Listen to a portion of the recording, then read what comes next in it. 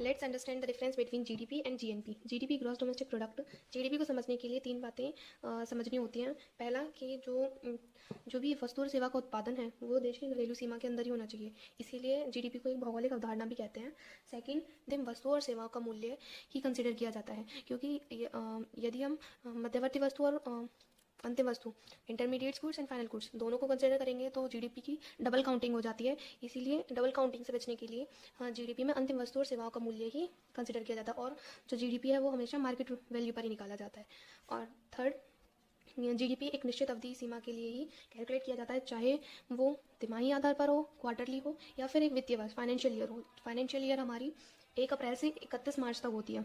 ऐसा इसलिए किया जाता है ताकि हम अपने पिछले जो अवधियों के जो आंकड़े हैं जीडीपी के, उनको कंसिडर कर सकें, उनसे तुलना कर सकें। और जीडीपी का जो फॉर्मूला होता है निकालने का, वो होता है C+I+G+X-M।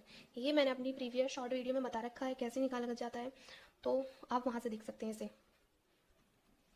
GNP gross national product, सकल राष्ट्रीय उत्पाद। इसमें फर्स्टली तो ये कि जो भी वस्तु और सेवा का उत्पादन होगा वो देश के नागरिकों के द्वारा ही होना चाहिए, चाहे वो देश में हो रहा हो या फिर वो विदेश में।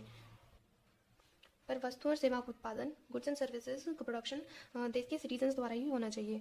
और सेकंड कि यह जो जीएनपी है वो देश की आय क्षमता का सूचक होता है। इससे ये पता चलता है कि जो हमारे नागरिकों ने, देश के नागरिकों ने कितना कितना अर्न किया है, और यह हमारे वैश्विक स्तर पर हमारे देश के नागरिकों की जो संपत्ति है उसकी स्थिति को बताने के लिए हेल्प करता है। थर्ड कि यह बताता है कि विदेश से शुद्ध कारक आय, इसको कैलकुलेट करने का फॉर्मूला होता है GNP is equal to GDP plus NFIA.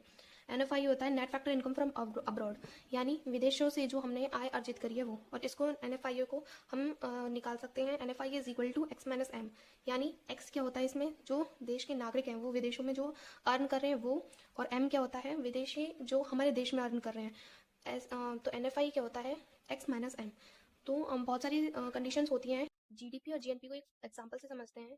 जैसे अमेरिका की कंपनी है टेस्ला, अगर वो भारत में आकर वस्तुओं और सेवा का उत्पादन कर रही है तो वो जीडीपी में काउंट होगा, क्योंकि जो उत्पादन है वस्तु और सेवाओं का वो देश की घरेलू सीमा के अंदर हो रहा है।